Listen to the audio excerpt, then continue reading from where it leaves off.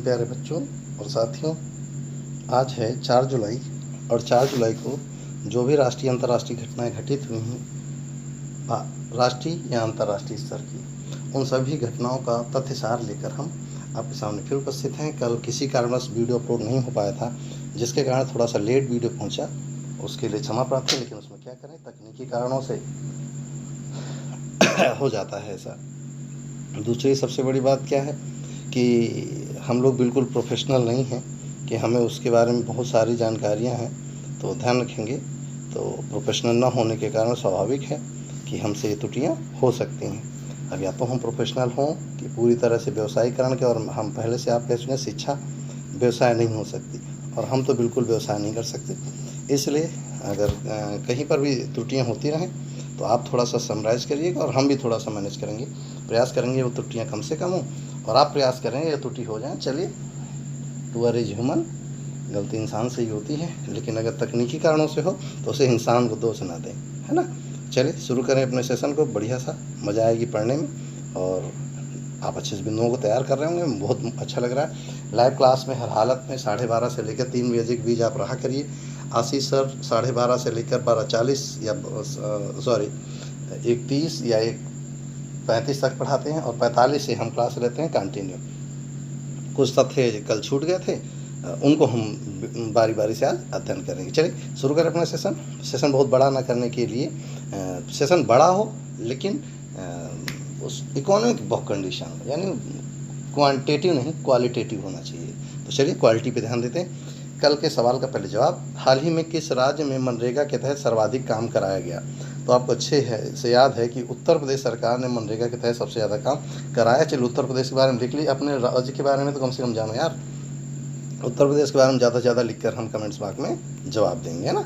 चलिए शुरू करते हैं। शिक्षा और सफलता दोनों ही निरंतर प्रक्रिया है, और ये प्रक्रिया तभी पूरी हो सकती है जब आप कंटिन्यू लगे रहें।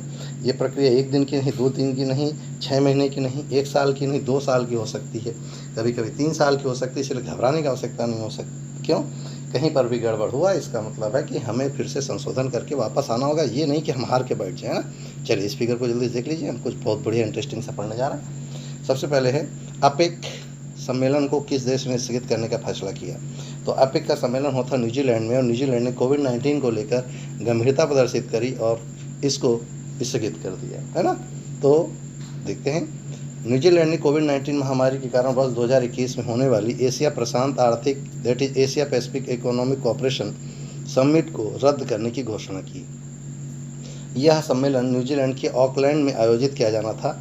इससे पहले नेताओं की इस बैठक को चिली सरकार द्वारा 2019 में हिंसक विरोधी प्रदर्शनों के कारण रद्द कर दिया गया था, और साल 2020 की वर्चुअल अपेक बैठक मलेशिया द्वारा आयोजित की जा रही है, जिसे अब मलेशिया में किया जाएगा।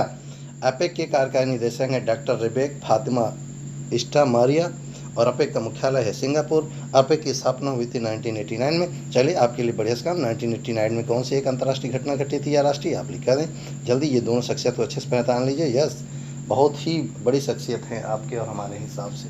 सबसे पहले देख लें पहले वाले कौन हैं और दूसरे वाले कौन हैं। चलिए शुरू करें। चर्चा में 2020 ग्रेट इमिरेट्स किसे घोषित किया? नोट करेंगे, ग्रेट इमिरेट 2020 किसे घोषित किया गया? सिद्धार्थ मुखर्जी और राज चेट्टी को घोषित किया गया है। अब क्या है पूरी कहानी मैं सुनाता हूँ। भारतीय अमेरिकी पुलित्जर पुरस्कार विजेता लेखक एवं फिजिशियन, नोट करेंगे लेखक एवं फिजिशियन यानी डॉक्टर हैं, सिद्धार्थ मुखर्जी और हार्वर्ड विश्वविद्यालय में अर्थशास्त्र के प्रोफेसर राज चेट्टी को कोविड-19 महामारी को रोकने के लिए किए गए उनके प्रयासों के योगदान के लिए Carnegie corporation of New York, note करेंगे कार्नेगी कॉरपोरेशन ऑफ न्यूयॉर्क ने 2020 ग्रेट इमिरेट्स की सूची में शामिल 38 अमेरिकी नागरिकों के साथ सम्मानित करने का घोषणा किया है। तो क्या है देखेंगे। सिद्धार्थ मुखर्जी को उनके कम्युनिकेशन कौशल का उपयोग करके लोगों को अपने मंचों और उनके व्यापक रूप से गढ़े गए निबंधों के माध्यम से कोविड-19 के बारे में शिक्षित करने और जागरूकता बढ़ाने के लिए सम्मानित किया गया है। उन्होंने 2011 में लिखी पुस्तक the emperor of all melodies A biography of cancer के लिए पुलित्जर पुरस्कार जीता था। उन्हें वर्ष 2014 में पद्मश्री से सम्मानित किया गया है। इसके अलावा यह पुस्तक टाइम पत्रिका की ऑल टाइम 100 नोटिफिकेशन बुक की सूची में शामिल की गई थी। अब बात करते हैं इसकी राज चेट्टी की। राज चेट्टी महामारी से पड़ने वाले आर्थिक प्रभाव को मापने और सार्वजनिक नीति को निष्पादित करने के निर्णय के लिए संगठनों की सहायता के लिए real time data tracker launch करना, यानी कि आज अभी कितने भी पेशेंट हैं कैंसर कोरोना के, उनकी जानकारी के लिए ट्रैकर लाया था। इसके लिए 2015 में इन्हें पद्मश्री, 2013 में अमेरिकन इकोनॉमिक एसोसिएशन के जॉन बेट्स क्लार्क मेडल और 2010 में यंग लेबर इकोनॉमिस्ट अवार्ड दिया गया है। इसके अलावा उन्हें द इकोनॉमिस्ट और द न्यूयॉर्क टाइम्स द्वारा साल 2008 में दुनिया के शीर्ष 8 युवा अर्थशास्त्रियों में से एक के रूप में सूचीबद्ध किया गया था, है ना। समझ गए होंगे दोनों लोगों के बारे में। एक इकोनॉमिस्ट हैं, एक डॉक्टर हैं, दोनों को, एक को कोविड-19 में अच्छा लेखन के लिए और एक में उनके कोविड-19 के पेशेंट की संख्या के लिए, यानी ट्रैक करने के लिए, दोनों को अवार्ड मिले और उन्हीं को 2020 ग्रेट इमिरेट्स घोषित किया गया। चलिए देखिए, world sports journalist day, yes, विश्व खेल पत्रकार दिवस कब मनाया गया? तो 2 जुलाई को मनाया गया विश्व खेल पत्रकार दिवस। चलिए इसको जल्दी से देखते हैं। 2 जुलाई को विश्व स्तर पर वर्ल्ड स्पोर्ट्स जर्नलिस्ट डे यानी विश्व खेल पत्रकार दिवस मनाया जाता है। इस दिन का उद्देश्य खेल पत्रकारों के काम की सराहना करना और उन्हें अपने काम में बेहतर करने के लिए प्रोत्साहित करना है। इस दिन को मनाए जाने की शुरुआत इंटरनेशनल स्पोर्ट्स प्रेस एसोसिएशन की 70वीं वर्षगांठ को चिन्हित करने के लिए 1994 में की गई थी। इस वर्ष AIPS की 96वीं वर्षगांठ है। ऑल इंटरनेशनल प्रेस स्पोर्ट था, इसका जो है वो 2 जुलाई को मनाया जाता है ना। चलिए, ये 96वीं वर्षगांठ है। तो AIPS मुख्यालय कहाँ है? लॉजन, स्विट्जरलैंड में। लॉजन शहर है स्विट्जरलैंड का। और AIPS के अध्यक्ष हैं गियानी मैर्लो। कौन है? गियानी मैर्लो। आगे बात करते हैं, फिगर को देख लीजिएगा। हमारी बहुत फेवरेट हैं ये और आपकी भी होनी चाहिए। जो भी व्यक्ति ज़मीन से उठकर फलक को पहुँचे, शीर्ष पर अपना स्थान बनाए और शीर्ष पर काफ़ी दिन रुका रहे। मैं हमेशा कहा करता हूँ कि शीर्ष पर पहुँचना आसान है, लेकिन शीर्ष पर बने रहना बहुत कठिन है, क्योंकि वहाँ जाकर आप में कोई ना कोई एक गलती हो जानी है।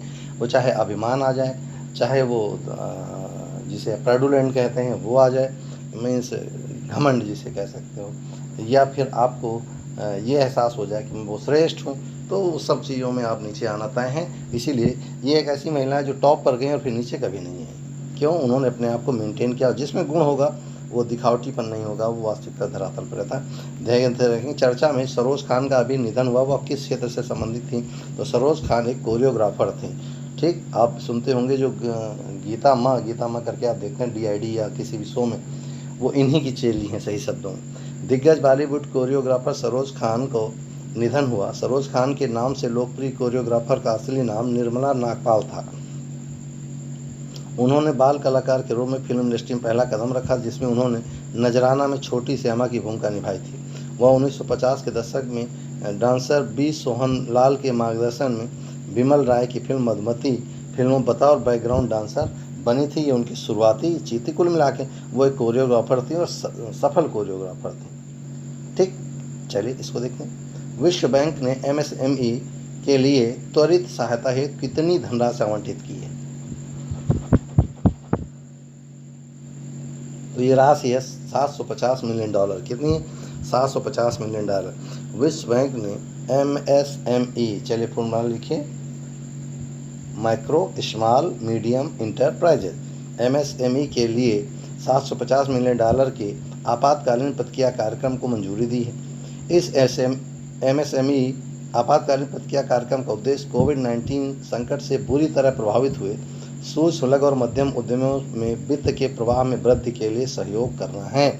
वर्तमान में समय MSME को ऑर्डर के रद्द होने, वित्तीय बोझ से दबे पड़े हैं, ग्राहकों की कमी सहित नुकसान हुआ है, जिसके परिणामस्वरूप राजस्व में भारी गिरावट आई है। इसके कारण नकदी प्रवाह में कमी आई है और इस तबके को संभावित रूप से मुख्य धारा में लाने के लिए प्रयास किया गया। अब एक लाइन में समझ लीजिए। एक तरफ सरकार कहती है कि आप घर पे रहिए, सेफ रहेंगे। दूसरी तरफ आप ठेला ठेली वाले दुकान वालों को लोन बांट रहे हैं ताकि आप बिजनेस करें। और बिजनेस करने तो भैया बिजनेस के लिए सामान खरीदने मार्केट जाना होगा ना, लोगों को बाहर निकलना होगा ना। और आप एक तरफ कह रहे हैं बी सेफ स्टे होम। अब जब बी सेफ स्टे होम रहेंगे तो मार्केट बढ़ेगा कैसे यार? तो हमें कुछ ऐसी तकनीकें लानी होंगी जिससे दोनों चीज़ को मैनेज किया जा सके, और इसके लिए डोर टू डोर सप्लाई सबसे बेहतर साधन हो सकता है, जैसा कि अभी हाल में बेंगलुरु में प्रारंभ हुआ है। चलिए, ये कौन है ध्यान गए। गैर बैंकिंग गतिविधियों के लिए कितनी धनराशि आवंटित की गई है? तो अभी आरबीआई द्वारा गैर वित्तीय संस्थाओं को, बैंकिंग संस्थाओं को लगभग 30,000 करोड़, कितना 30,000 करोड़ रुपए की सहायता राशि नकदी प्रवाह को। और नकदी प्रवाह क्यों किया जाता है भैया? नकदी प्रवाह नहीं होगा तो SLR बदल जाएगा। SLR का मतलब सॉलिडिटी लिक्विडिटी रेशियो, सांविधिक तरलता अनुपात। मार्केट में कितना पैसा होना चाहिए जिससे ना तो मुद्रास्फीति की दर बने और ना ही मुद्रा अवस्फीति की दर बने। तो नकदी प्रवाह इसलिए हो रहा क्योंकि इसमें अवस्फीति की स्थिति है, तो मार्केट में पैसा बढ़ा दिया जाए तो मुद्रास्फीति का अवस्फीति कंट्रोल होकर मुख्य धारा में आ जाएगी। समझ गए होंगे पूरी चीज़ क्या है। 30,000 जो करोड़ है ये नकदी प्रवाह स्थिति में सुधार के उद्देश्य से दिया गया है। रिजर्व बैंक ट्रस्ट द्वारा जारी की गई विशेष प्रतिभूतियों की सरकार, प्रतिभूति माने सिक्योरिटी, गारंटी के लिए सदस्यता लेकर योजना के लिए धनराशि प्रदान करेगा। अब देखते हैं आरबीआई के 25वें गवर्नर कौन है? शक्तिकांत दास। मुख्यालय कहाँ है? मुंबई। स्थापना कब हुई आरबीआई? 1 अप्रैल 1935 को। अब जल्दी से बताइए इसका राष्ट्रीयकरण कब हुआ? और केंद्रीय वित्त मंत्री हैं निर्मला सीतारमण। राष्ट्रीयकरण आपको बताना है कब हुआ। चलिए इनको देखिए। यस, धर्मेंद्र प्रधान। क्या है? भारत ने किस देश के साथ संयुक्त LPG ज्ञापन पर समझौता किया? फिर से देखेंगे, भारत ने किस देश के साथ संयुक्त LPG ज्ञापन पर समझौता किया है? तो ये किया है बांग्लादेश के साथ। किसके साथ? बांग्लादेश के साथ। भारत बांग्लादेश ने LPG संयुक्त उद्यम के गठन के लिए समझौते पर हस्ताक्षर किए। भारत और बांग्लादेश द्वारा 50-50 यानी 50% उनका 50% हमारा संयुक्त उद्यम कंपनी, ज्वाइंट वेंचर कंपनी के गठन के लिए एक समझौता पर हस्ताक्षर किए। इस 50-50 संयुक्त उद्यम कंपनी को बांग्लादेश में LPG व्यवसाय करने के लिए गठित किया गया है। इस समझौते पर हस्ताक्षर Indian oil corporation, that is IOC, कल ही हमने इसकी चर्चा करी थी। पूर्ण स्वामित्व वाली सहायक कंपनी RR होल्डिंग्स लिमिटेड, रास अल खैमा UAE, बांग्लादेश की बेम्सको LPG की होल्डिंग कंपनी और दुबई के IOC के मध्य पूर्व में फ्री जो होता एक्सपोर्ट जोन के बीच किए गए हैं ना। एक लाइन का है, बांग्लादेश और भारत ने मिलकर LPG पर एक समझौता ज्ञापन किया।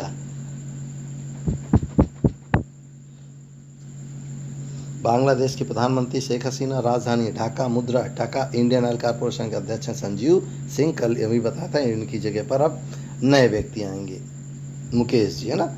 चलिए इनको गौर से देखिए। एडवर्ड फिलिप जिन्होंने आज इस्तीफा दिया वह किस देश के प्रधानमंत्री थे? नोट करेंगे, एडवर्ड फिलिप जिन्होंने आज इस्तीफा दिया वह किस देश के प्रधानमंत्री थे? तो जवाब है फ्रांस। फ्रांस के प्रधानमंत्री एडवर्ड फिलिप ने इस्तीफा दिया। एक्चुअली कारण क्या है? इमैनुअल मैक्रोन जो वहाँ के इस समय राष्ट्रपति हैं, उन्होंने सरकार में फेरबदल किया और फेरबदल इनको पसंद नहीं आया। क्यों? अब होने हैं चुनाव, और जब वहाँ पर असेंबली चुनाव होंगे तो एडवर्ड फिलिप की छवि अच्छी है नहीं, इसलिए उन्होंने पदस्थापन किया। और जैसे इन्होंने पदस्थापन माने पद बदले एक दूसरे के, तो इन्होंने पद से इस्तीफा दे दिया। ठीक, स्वाभाविक है, दे देंगे। क्यों दे देंगे? अरे भैया, उनके अपने जो भी MLAs MPs होंगे वो अपने हित साधन करेंगे, और ये हित साधन मैक्रोन करने नहीं देंगे क्योंकि उनको चुनाव जीतना है ना। चलिए, मोबाइल मास्टर जी प्लेटफॉर्म किसके द्वारा और किस लिए विकसित किया गया? नोट करेंगे, ये विकसित किया गया IIT कानपुर द्वारा। और किसके लिए? ग्रामीण क्षेत्रों में ऑनलाइन क्लास के लिए।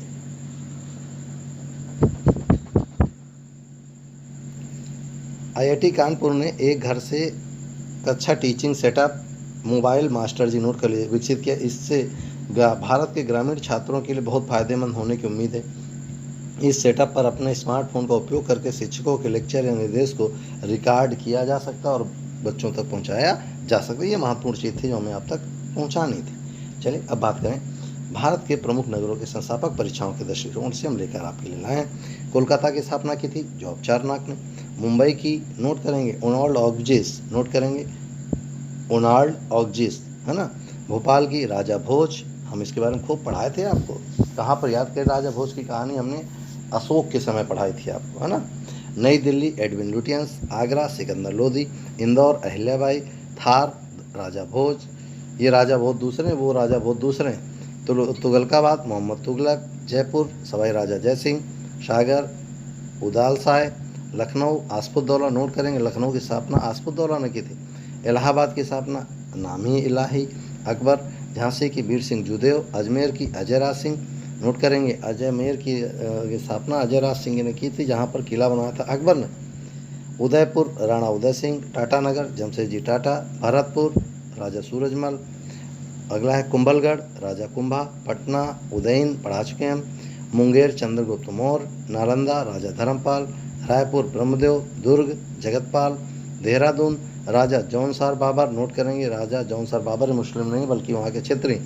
अगला पुरी गंगचोल, द्वारका शंकराचार्य, जम्मू राजा जम्मूलोचन, नोट करेंगे राजा जम्मूलोचन, पूना शाहजी भोसले, आज ही हमने क्लास में आपको पढ़ाया। अगला हैदराबाद कुली कुतुब शाह, अमृतसर गुरु रामदास, अब बताओ गुरु रामदास किसके गुरु थे। अगला दिल्ली अनंतपाल तोमर, अनंतपाल तोमर दिल्ली की स्थापना करी थी, है ना। अब ये था महत्वपूर्ण बिंदु। अब देखते हैं आज देश, हमने देश लिया है श्रीलंका, ये है श्रीलंका पूरा का पूरा, है ना। आगे देखते हैं, श्रीलंका की राजधानी कोलंबो है। श्रीलंका की 2 राजधानी है। श्रीलंका की एक राजधानी प्रशासनिक जयवर्धनेपुरा है कोट्टम, और दूसरी है श्रीलंका की वाणिज्यिक राजधानी कोलंबो। तो एक हो गई एडमिनिस्ट्रेटिव और एक हो गई कॉमर्शियल। कॉमर्शियल है कोलंबो और एडमिनिस्ट्रेटिव है जयवर्धनेपुरा। कोलंबो श्रीलंका के नए राष्ट्रपति कौन है, गोटबाया राजपक्षे, और इनके छोटे भाई साहब कौन है, महिंद्रा राजपक्षे, जो कि क्या है प्रधानमंत्री, यानी एक साथ 2 सगे भाई बड़े पदों पर बैठे हैं। गोटाबाया राजपक्षे राष्ट्रपति हैं और महिंद्रा राजपक्षे प्रधानमंत्री हैं। इससे पहले श्रीलंका के वर्तमान प्रधानमंत्री रणिल विक्रमसिंघे ने अपने पद से इस्तीफा देने की घोषणा की थी। श्रीलंका की संसद का नाम है पार्लिमेंथुआ, नोट करेंगे पार्लिमेंथुआ, बहुत बार पढ़ा चुके। यह सिंहल भाषा का एक शब्द है, इसका मतलब पार्लियामेंट ऑफ श्रीलंका होता है या श्रीलंका की पार्लियामेंट होता है। श्रीलंका की संसद में वर्तमान में 225 लोग हैं। श्रीलंका की जो मुद्रा है वो रुपया है, और श्रीलंका का मैप आपके सामने है। श्रीलंका का झंडा ये है ना। ये महत्वपूर्ण बिंदु थे। चलिए अब बात करते हैं आज के लिए अभ्यास का प्रश्न। उम्मीद है आज बहुत मजा आई होगी पढ़ने में।